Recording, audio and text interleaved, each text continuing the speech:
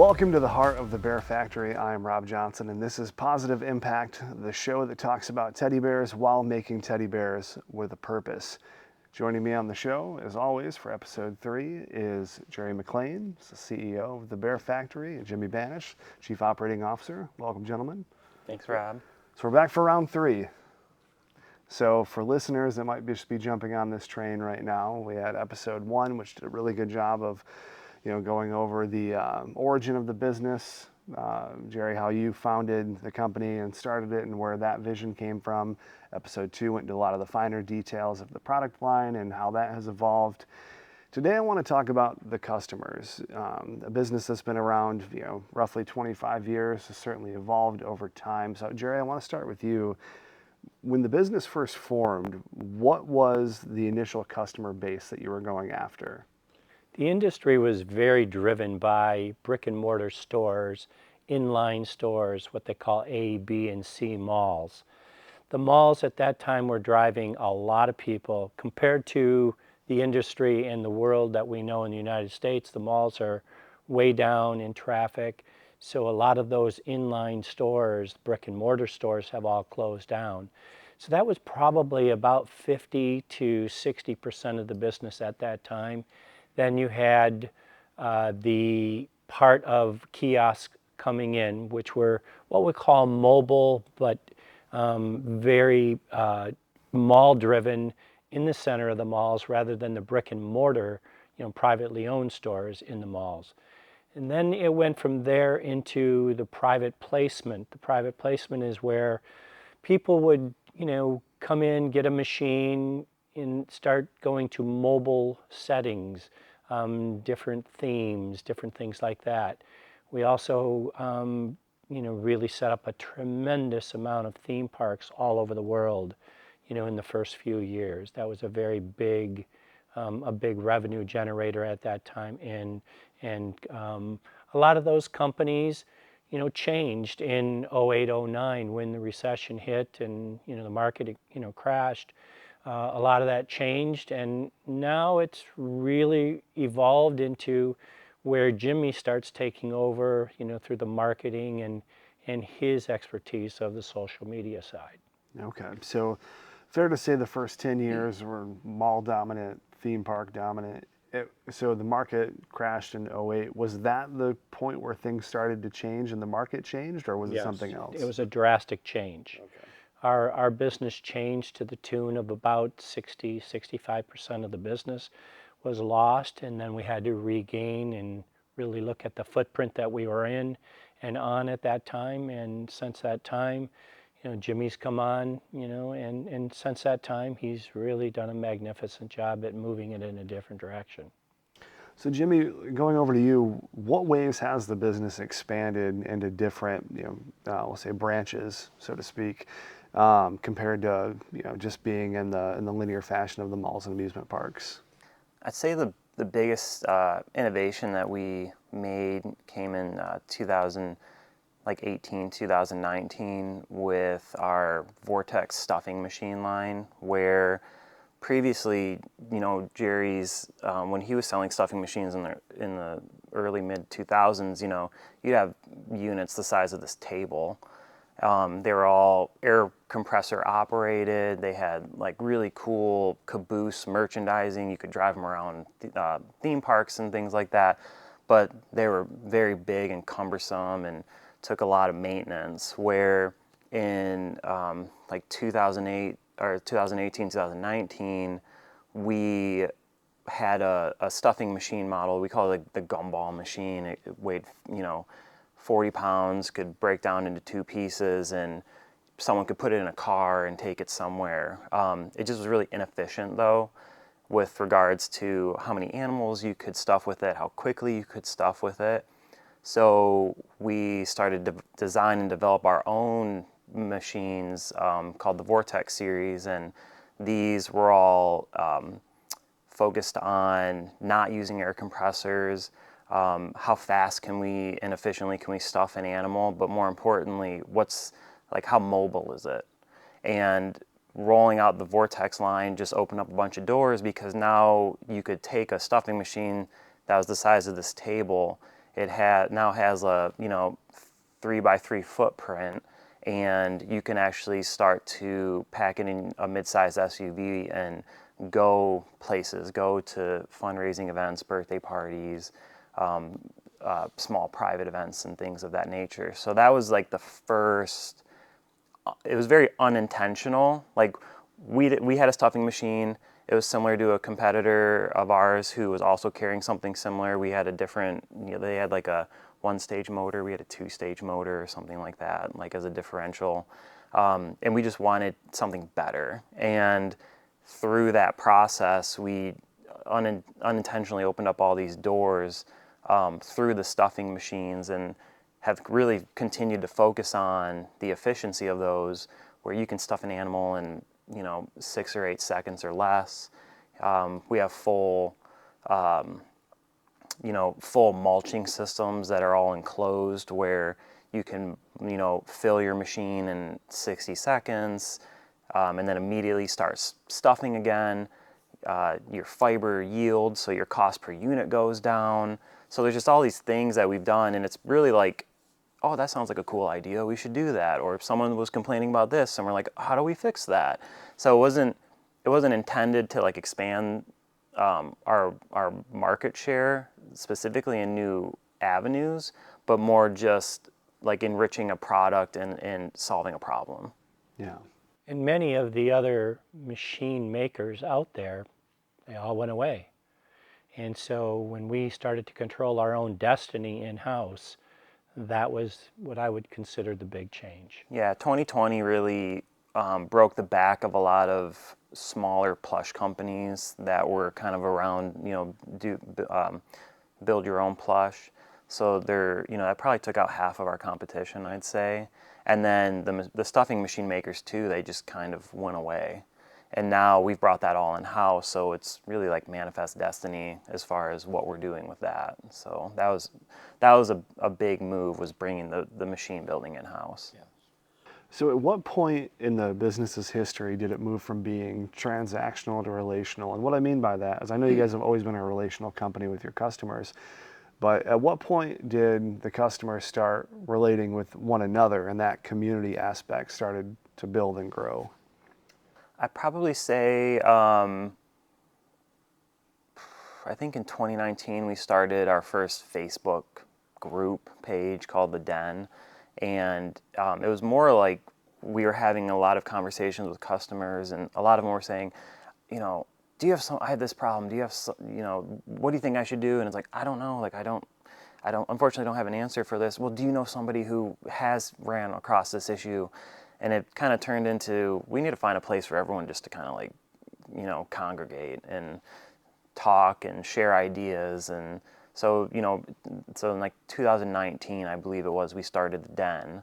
And that community page has like slowly grown. And, it comes and goes in regards to activity with what people ask, but there's a pretty good representation of small business owners that are our customers that are on there.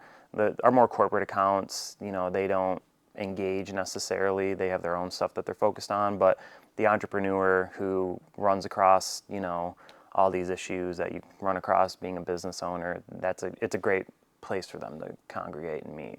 Yeah.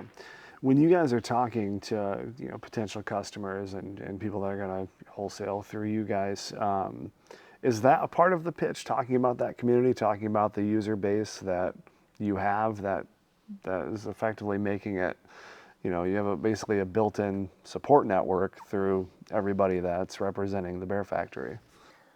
I'd probably say when a brand new person's inbound, they're usually like, oh my God, what is this? Like what?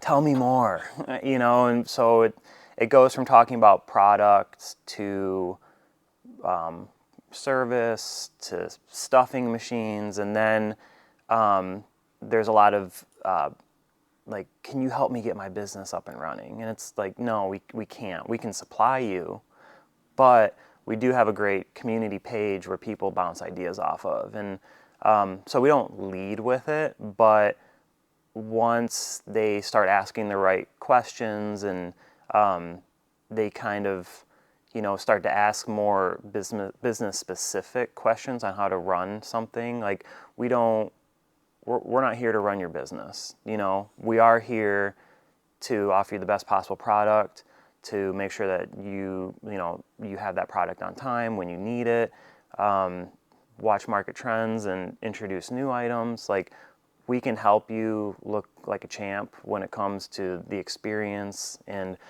having an amazing Stuff a Plush product. But when it comes down to like brass tacks of how much you charge, how do you take transactions, what's your interest percentage on that transaction, we have MSRP guidelines and minimum advertised guidelines to preserve brand integrity and product integrity. But you have to be an entrepreneur and make those decisions yourselves. And we have, we can give you our best sellers list. That doesn't necessarily mean that that's going to work for you in your segment.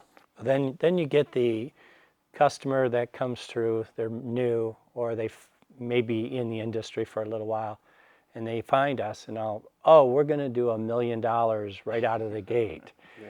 Okay, and they want pricing for $1 million worth of business right out of the gate. And we go, okay, prove it. Prove what you can do, and you can get, to that, platform, of doing $1 million discount, and we'll go from there. So, we run across a lot of different customers that are looking for a lot of different things. So, Jimmy opening up the den and us managing that and talking to the people. And then you also have, sometimes you'll get a disgruntled, not our customer, but a disgruntled person in the industry, and they'll even go on to, our platform and ask our people. And sometimes that's when we convert, some new customers from somebody from a different supplier out there. We convert them over just because of the way Jimmy or our staff will handle them. Yeah, and when someone new comes on, like Jerry said, and I'm going to do $100,000 this year. Like, I roll my eyes half the time, but I'll say, okay, like Jerry said, prove it. Like, we'll give you a discount for 6 months. Like, show us that you can do this, and we'll pretend like you're already doing that business with us. But at the end of 6 months, let's evaluate, see what you've actually done, and actually have a conversation about it. But if someone comes to the table and they can, you can tell. When someone understands and knows what they're doing and they're running an operation, you can just tell by the way they hold themselves, the questions they ask. You can just naturally, intuitively tell, and we'll give them the opportunity. But then it's on them to fulfill. We pretty much have a very good sniff test on people quite quickly at this point in the game. Yeah. Yeah, if someone comes in and they say, I have a $5 million product buy, I want this discount. And it's like, listen, you have a 200 square foot store. Like, let's pump the brakes for a minute, right? Yeah. So, but, back about the community, a lot of the, I don't like selling. I like, the reason why we're doing this podcast is I like to provide information. I like to offer support where we can offer support. I don't like to sell. Here's the product. This is what we do to make it the best product. This is how we operate as a company to make sure that you can count on us. And now it's your decision. And I think when I don't have to sell somebody and they make that decision themselves, they're going to be a better long-term customer for us. Where we have someone who will call, and if they get me on the phone and they're talking about buying a stuffing machine, that's a $6,000 up to $10,000 investment, depending on what, package or program you're looking at. I talk people out of getting them a stuffing machine half the time, because the last thing I want is them to come back to us in 12 months and say, Jimmy, you sold me the stuffing machine. Like, business just isn't working the way I thought it was going to. Like, I've had that happen once in the last 6 or 7 years because someone was just so adamant, and we sold them the machine. But the same goes with custom plush projects. Like, I have a book, or I have an idea, or I have a character. I wanna bring a custom plush piece to life. It's like, okay, well, that's 3,600 units you're talking about. That's 5 of these pallets sitting in your garage somewhere. I show me your business plan to sell these. Like, talk through what channels you have established so you can convince me to do a plush product for you. It's not about the sale for us, it's about the relationship. One of the golden rules that I always used when I first started the company was nobody sells here. The product sells. The product sells itself. And that's why we didn't do any marketing or advertising, because of the quality of what we did and the turn time. When we got an order, usually we turned it within 1 day. That is pretty much unheard of nowadays, other than probably Amazon. We have a great staff support, which then goes back to, that turnkey of getting into the den and people talking about, what happens when you order from the Bear Factory and how fast you get it. All that information is there. What I like about the den too is, we obviously always try to stay in stock on things, but we run out of stock on items. Like den, it's very common for people to say, I have an event that's coming up this weekend. Do you have 5 of this item that someone will sell me? And I love to see that, because the community supporting each other. And then, sometimes someone gets into the business for a couple of years and then they phase out. We have specific sales chats, because I don't want it to become spammy on the den, but there are specific sales chats, where you can go and sell product or sell a stuffing machine that's been used, that we offer. But we don't allow direct selling on like the main posting thread, but you can jump into a chat, and that's where people can like buy, sell, and barter on there. That's cool. One of the things you said, Jimmy, that I really liked, and it's a good lesson for all business owners to remember, is if you're forcing something down someone's throat, you might make a short-term sale, but you're gonna have some long-term problems associated with that, right? Mm-hmm. So if you have a new store and you're like, oh yeah, you need 5 stuffing machines and you need, 5,000 products and you need all of this, in a year when that's not working out well, who are they going to come back to?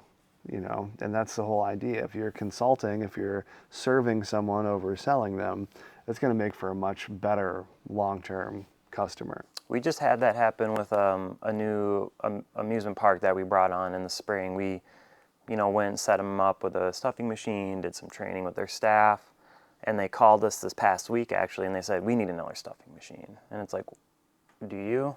Like, like you have a mulcher, like I know how quickly you can turn product on that machine, like do you? So I went and pulled the numbers, and it's like they've done $50,000 in 3 months, which for like a new amusement park, like that's pretty solid. Like they're doing some volume. They hadn't even hit, Memorial Day weekend, which usually that's when a lot of outdoor amusement park up seasons start. So like for a spring program, that's pretty solid. So, Mike, who is our business development lead, he came up and he's like, what do you think? I'm like, I think they need a second stuffing machine. Like they're clearly kicking through some volume. But, we like to, rather than say, yeah, we can sell you a machine, I like to actually look at it with them. Yeah, that's wise. It's really wise. So Jerry, from your perspective, obviously as the founder of the company, what has it been like watching this evolve into different aspects of growth, where you're going from amusement parks and malls to now there's a community of online retailers, and then the social media and internet aspect? What has that been like, seeing that evolve and grow into all these different It's great branches? for me, because I get to sit back and watch something that I really knew very little about. And in the time when I was running companies and CEO of other companies, we just didn't do business like this. So this day and age now is about presence and being in front of people, in a social media way. That's the only way to explain business nowadays. Sure. Mm-hmm. That makes a lot of sense. You guys have built quite the community, and it's fun to see the interactions and the reviews and how people engage. And I imagine as things start shifting to even more of a e-commerce and just online atmosphere, it's going to grow that much more. One of the recurring segments that we have on this show is the plush with a purpose. So today we have, is this Hazel, the Highland cow? Yep. Very good. So I'll hand this over to you, Jimmy. You can walk us through it. Yeah, so I grabbed Hazel because everybody absolutely loves Hazel. It's by far like a top 10 seller, but Hazel was actually kind of made out of sadness because Kia and I were supposed to take a trip over to Scotland in May of 2020, and we were getting ready to go, and obviously the whole world shut down, so we had to cancel the whole trip. But through our research and everything, we planned like a whole cool 2-week road trip. But we kind of came across like the Highland cows, which we were like super stoked to go and check out. But when we weren't able to go to Scotland, you know, the Highland cow kind of stuck in my head. So we ended up going and designing Hazel, you know, kind of just out of coming across the Highland cows that way through our research. But this is definitely like an amazing staple. So still haven't gone to Scotland, but we'll make it there. Well, things have certainly opened up more now, so hopefully that trip can get back on the docket. Jerry, I haven't asked you this, I think, during the segment. Do you have a particular favorite? Every one of them. Every one of them. Every one of them. The more that go out the door, I like it. Love it. I love it. Well, fellas, I certainly appreciate you walking me through the community of the Bear Factory and everything that you guys have built over the last 25 years. I'm looking forward to the next episode. Anything else before we close today? No, appreciate it. All right. Good. Thanks, fellas. All right, everyone, that's going to wrap up this week's episode. We certainly appreciate you watching. If you're an audio listener, be sure to check out the YouTube channel. So if we're showing any of these plushies or anything like that, you can watch and follow along. If you're a YouTube listener and you want to listen on the go, this podcast is available on Apple and Spotify. Thanks so much for watching. We'll catch you on the next episode. Take care.